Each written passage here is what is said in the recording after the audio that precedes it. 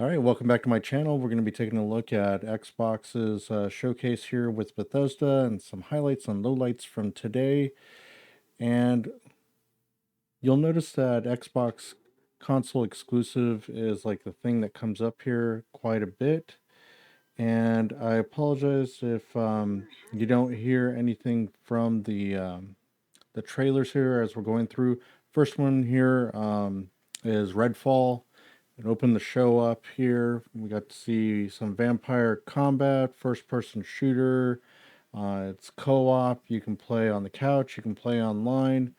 There's 4 different players. You can also play it solo if you want to do that as well, which I think is always a plus for these types of games because sometimes you just want to play through the game and you don't need to have everybody else there. I don't know if that means that you'll have AI controlled characters coming in to help you out when you need it, but it's cool that you get 4 different characters here. You got Jacob, who's a sniper. We also have this robot lady, or Remy, who is Hispanic apparently. And so everything comes with this. Let me see, we got the vendor here, who seems to be like an older guy who has weapons. Telekinetic is, I think her name was Layla, that just came by.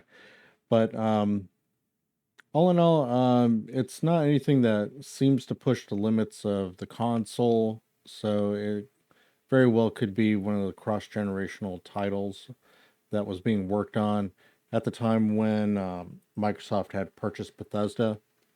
And so this is more than likely a game that was already in the process of being made. So that's why it's coming so soon. And it got pushed back. It's coming 2023. You'll notice that it says cloud on there, right? For Game Pass. And you'll notice that a lot of these games end with play it first on or play it on Game Pass, on day one. This is another good get here.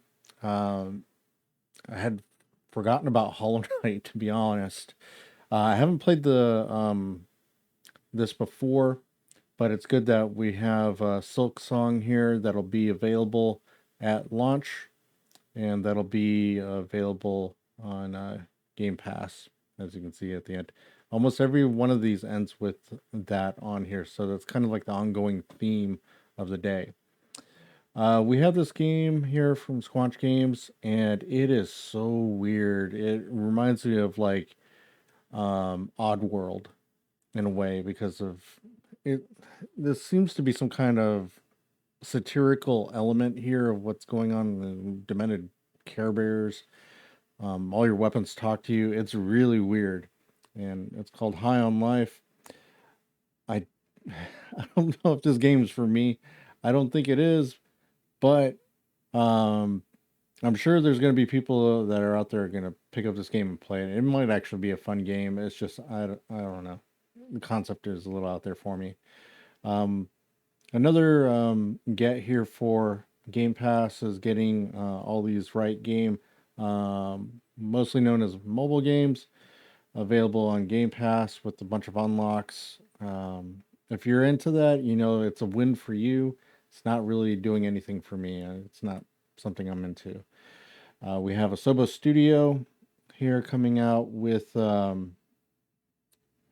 believe this is a Plague's Tale. Yeah, Plague's Tale Requiem. That's due to come out in Game Pass. I believe it's a console launch exclusive. And the original one I have not played, but after seeing this trailer, it makes me want to go back and play that one before this one comes out. Um, for some reason, it reminds me a lot of Arcane Studios, but it's not being made by them. And this will be available this year, which is a good thing. Have something to look forward to that's coming to the Xbox as a sort of an exclusive, at least on consoles. We have this presentation here from Turn 10 for Forza Motorsports, and I have to say that this is one of the high points of the showcase for me. I've talked about this game being shown, and unfortunately, it's not for this year. It's coming next year. but they do this like one camera shot. I've cut it up here, but they do this one shot so you can take a look of what's involved in engine. So everything is gameplay as far as this goes, using it in engine and moving the camera around. So just looking at the world, it's every bit as good, if not better, than what we saw with Forza Horizon 5.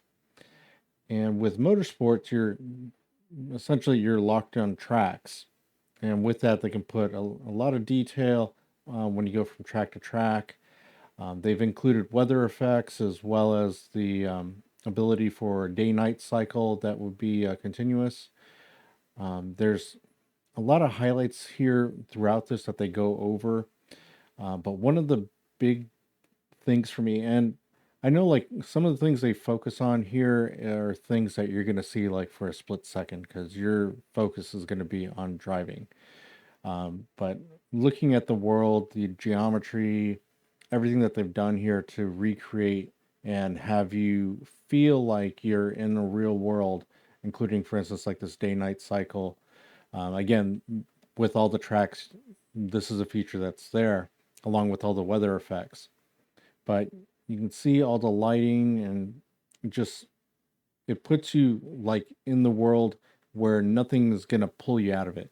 It even looks like from the animations that they had of the people that they have things that are going on throughout the day that they're going to be doing. So it's not just kind of like cardboard cutouts that wave on the side of the road or anything like that.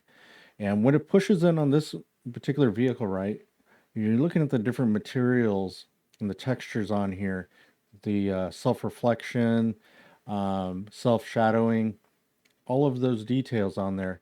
And even here where there's an car crash, right? And you look at the deformation that happens to the model, it's amazing what's done here. And I know a lot of people are like, well, it's a racing game. That's all it, it's supposed to showcase, all that stuff.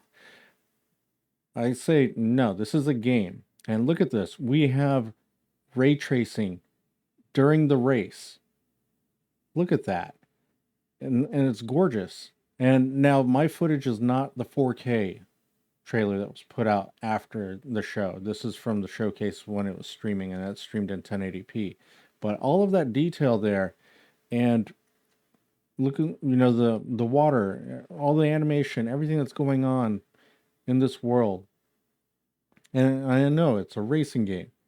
It looks amazing, and I can't wait to play it when it comes out next year. And I think it's like in the spring. Flight Simulator, what they had is an update for the 40th anniversary that's coming, celebrating aerospace.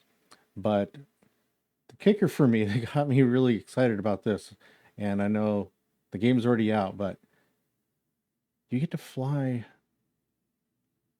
this now in Flight Simulator. And who thinks that they're going to be flying around in a Pelican from Halo Infinite? In Flight Simulator, you get to do that, and it's available today. So I haven't had a chance to download it, but I got Game Pass.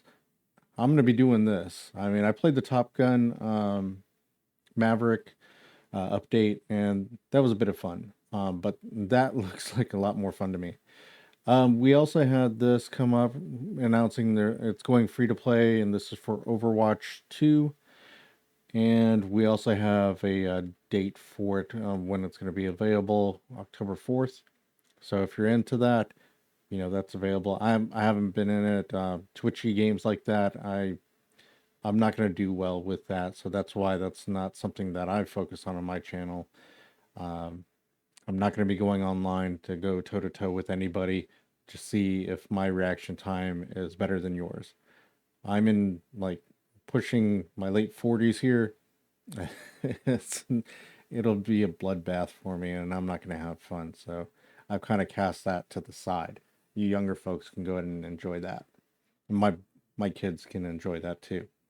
We have from Oxide Games a turn-based strategy game that's coming. Um, it's just a CG trailer, but Ara actually looks very interesting to me. Kind of reminds me of Civilizations in some way. Um, it's not the only kind of strategy game that's like this that's been announced here in the last few days, but this one looked pretty interesting, and being able to play it on Game Pass, I'm gonna go ahead and try it out and see what it's like. We got updates for ESO. MMOs I just don't have time for. Um, also, the pit is being added to Fallout 76, so this is one of those, a couple of those things that I called out, along with Forza being as part of this.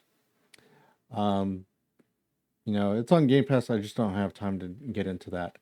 There's a Hot Wheels update here, just like they did previously.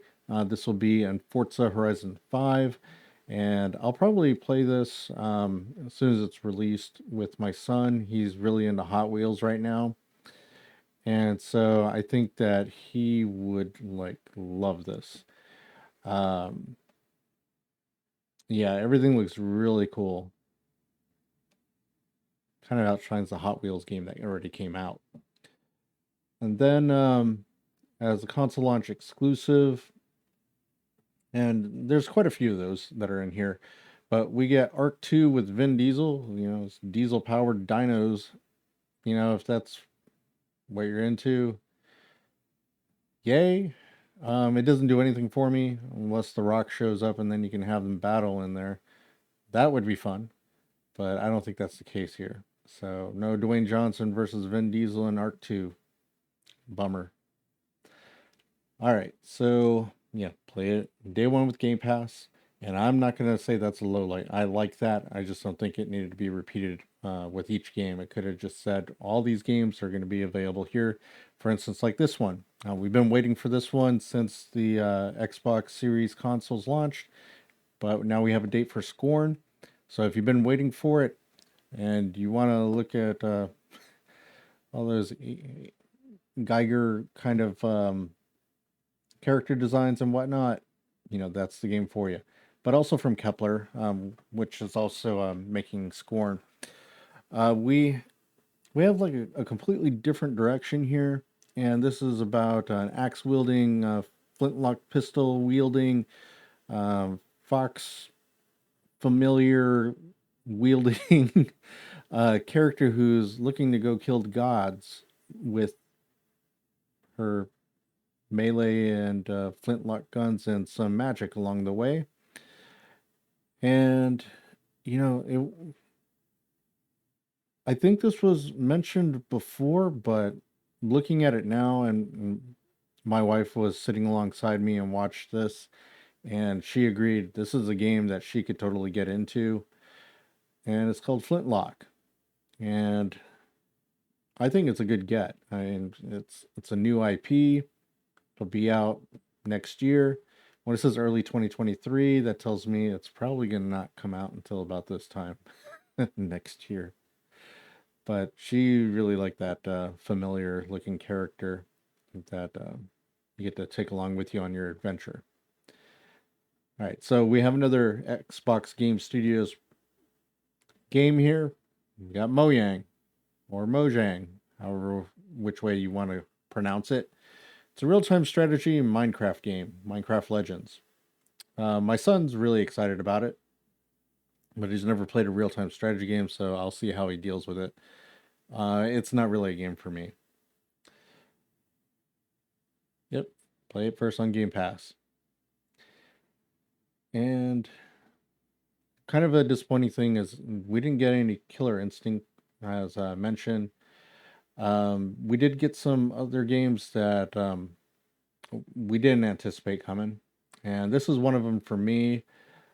It reminded me a lot of No Man's Sky if it got more of a cartoony makeover of some sort, and then mix it with like Harvest Moon or Slime Rancher, and then you get this game, which I'm actually kind of looking forward to playing on Game Pass. To be honest, I don't know how much time I'll spend with it, but it looked really cool.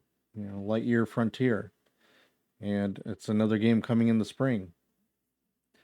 So I'm hoping that when Game Awards time comes, that we're going to have some other announcements for things that are further down the road, and that'll probably make a lot of my contemporaries that are online that are talking about what's coming. Like, for instance, this game here doesn't do anything for me. It's another game of run around, shoot, and hope that you have Twitch reactions that are faster than other people. Gunfire Reborn. But if you're into that and you're younger than me, you're probably all over that, and I'm happy for you. It's just not. I like more the single player RPGs and things like that. So like games like Avowed that didn't get mentioned, it's kind of disappointing not to see.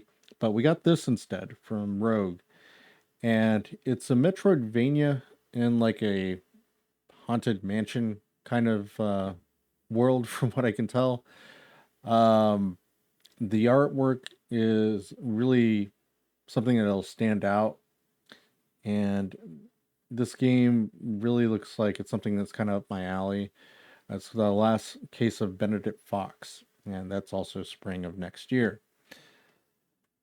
This was to kind of give you a roadmap of what you would be playing for the next year, available on Game Pass on the Xbox Series consoles, and it stuck to that, and I don't have a problem with that. It's good to know what you're going to be playing, soon, instead of only getting games that are coming out 4 or 5 years from now and keeping you excited about it. And then if it gets pushed back, you complain about it. Um, I know I'm talking over this game. Um, the reason why is I don't really have an interest in Astos Falls. The only thing that's kind of a curiosity is that you can play it with up to 8 players. So that might be something that I play with my family, depending on how it goes, or I just might play with my wife. We have this console launch exclusive, and I believe this one's Narata or Narata, and it's an action game. Again, this might be another twitchy type of action game, but hey, I like fighting games, so um, I might take it out online, see how it goes. I don't know. It's could be good. I'm not sure because I've not really seen anything except for this trailer here.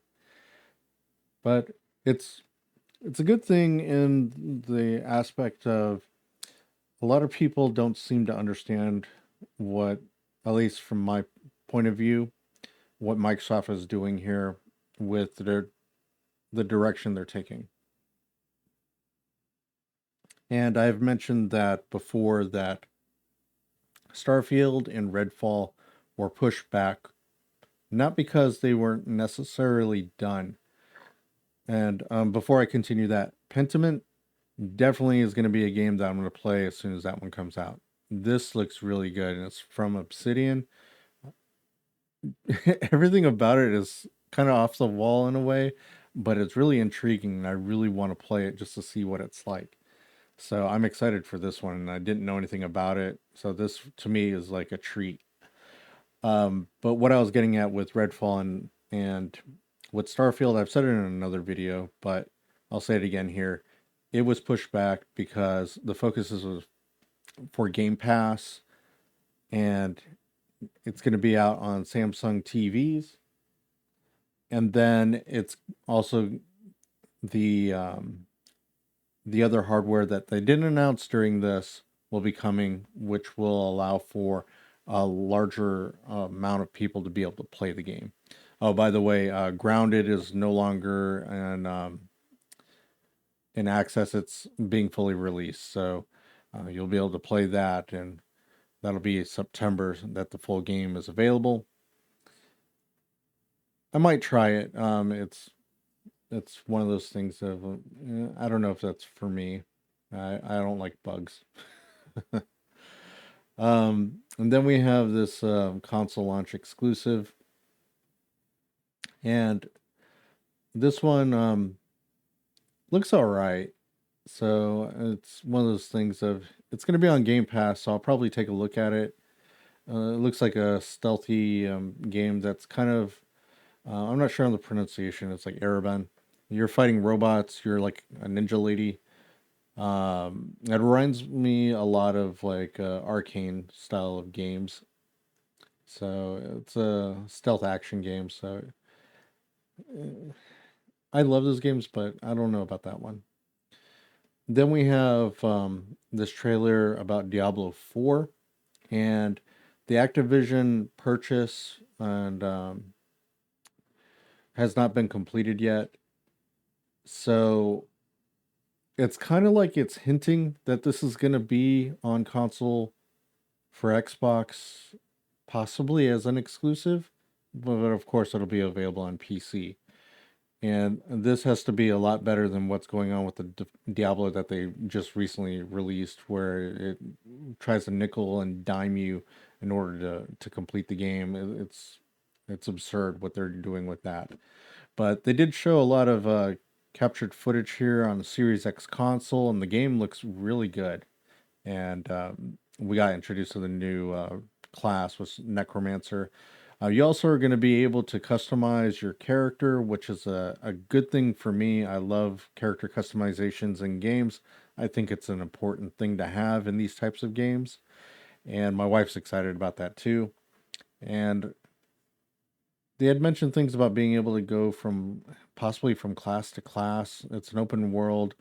Um, so I think they're trying to make that more of a seamless world that you can travel around in instead of going from like map to map.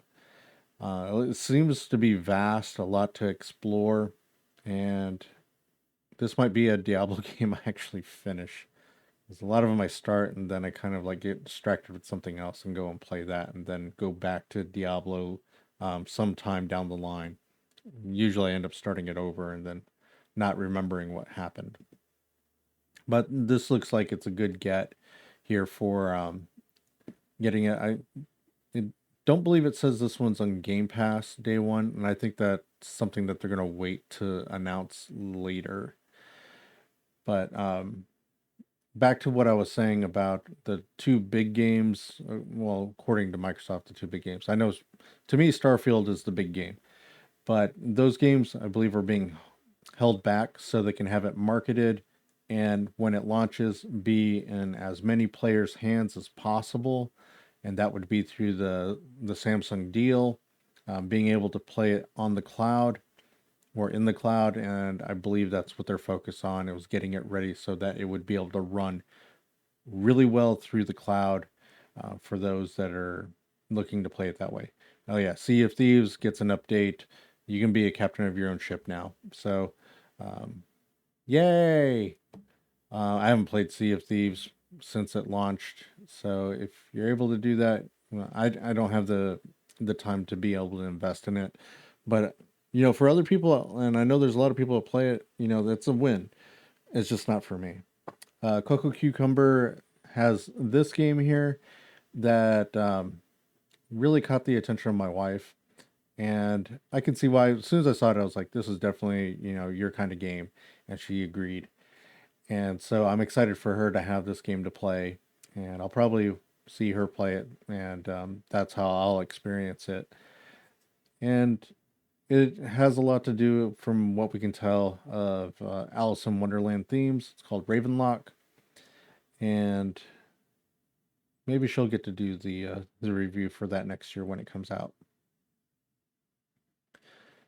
But games that were missing, like Avowed, Killer Instinct, there was a number of other studios that are currently or recently purchased, and they haven't announced what they're working on. There wasn't anything for Perfect Dark, which was kind of a letdown. Um, so these are things that I think that may be down the road to talk about like um, as far as like marketing is concerned. If they haven't talked about it here, we already know they're working on it. Of course, it's down the road. Cocoon was announced here. It looks all right. It's not for me. If you're excited about it, cool. It's just not for me. But marketing wise, what I was explaining is it may be something that they're going to go ahead and announce later this year. They just weren't announcing it here because they wanted to give like a roadmap for those that are concerned about what they're going to be playing on Game Pass in the immediate future. Now, this is from Koei Tecmo and Team Ninja, and this is a huge get for Microsoft and for Xbox.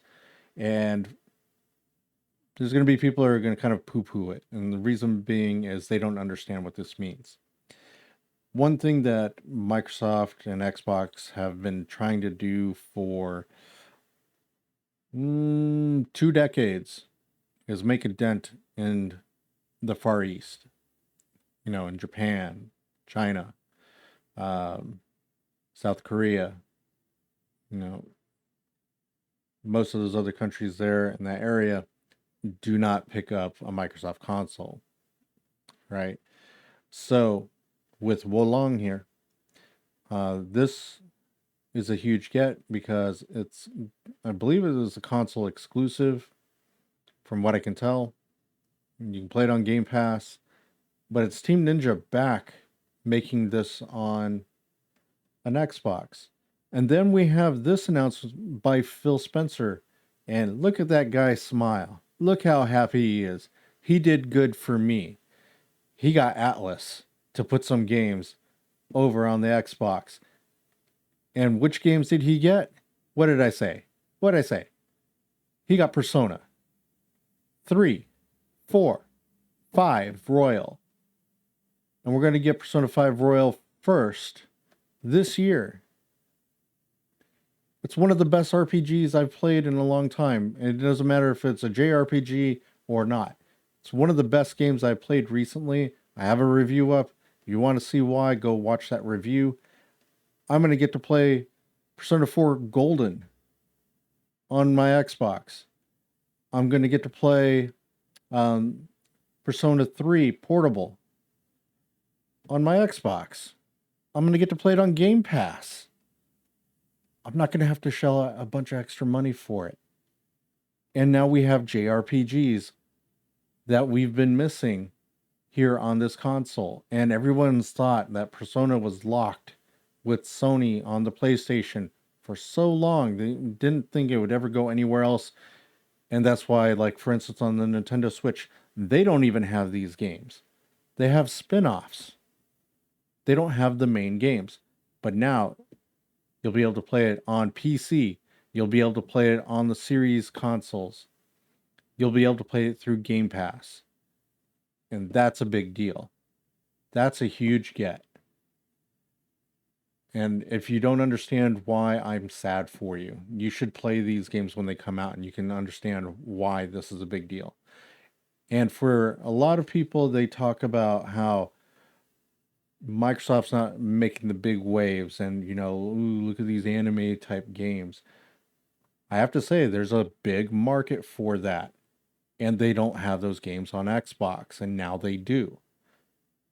Phil did a good job in getting this, and his team of getting this over. And this is another big deal is Hideo Kojima coming out and announcing that he has a game that's being designed to take advantage of the cloud. Why? Because Game Pass has been focused on getting games available for you to do cloud streaming. He's going to be working on something that's unique, that's going to be specific, exclusive. He's working with Xbox Game Studios to go ahead and put this together. So this is another Japanese developer. That is a big deal. And for a lot of people that are like, Microsoft needs to go over and buy Sega, right? How do you think this happens? They have to cultivate those relationships. The whole Bethesda deal happened because of the long history, 2 decades or over 2 decades worth of history of working together hand in hand before this could happen. And that's what got us this game, Starfield, as an exclusive for the Xbox Series consoles. And, of course, it'll be available on PC. But this is a huge deal. And this is why a lot of people are disappointed, is that they're having to wait for this game. And, you know, before I didn't have that, oh, I got to get Starfield as soon as possible thing until today, and seeing all the things that I'm going to be doing next year when this game comes out. And I had mentioned that, it was a highly anticipated game because I was thinking Skyrim in space. How great would that be? This is so much more than Skyrim in space. Oh, believe you me. Sure. My wife saw this, oh, you're mining. She said, it's No Man's Sky with Skyrim. And yeah, I could see that. She's not wrong. But I see something, that's more than that. It's different. There's something, I don't know. I guess it's kind of intangible. People are already kind of like saying, "Oh, the gunplay isn't that good." I'm like, who picks up a Bethesda game that's like this from Bethesda Game Studios? They're Western RPGs. Who picks it up for the gameplay? Have you played Fallout? Where you going, man?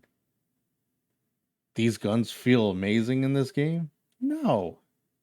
Most of us played in the VAT system where you're freezing frames and picking where you want to shoot, and the game figures out the numbers of, whether you hit or not, you know, and how much damage did you do? Was it a crit? You know, Nobody's expecting to play Halo with this. This is not a Twitch action type of game. This is a game that's about building a story of your character. In this game, they're going to give you so many options, so many different things to do, so much to explore. Focusing on gun battles is not the thing. Now, I understand it's the gameplay loop that you're looking for. What's going to keep it fun while you're playing, while you're doing the exploration? Oh, by the way, when they're showing this here for the different character generators, I was really excited that you have all these options here. It's really cool. You can change, how you walk, how you look. You can, choose traits, alter, your background. You pick out different classes. You build up your skills, similar in a way that you would in Skyrim, as far as, or any of the Elder Scrolls games or Fallout, by actually doing things. This is really cool. You get to design your own ship, make it look how you want, customize it to your heart's content, pick your colors, customize it, and then you pilot it.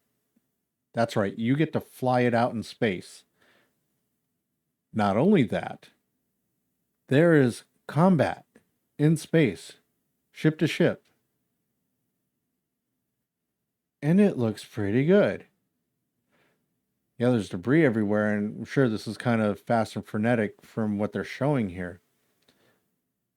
But it exists, that you can do these things.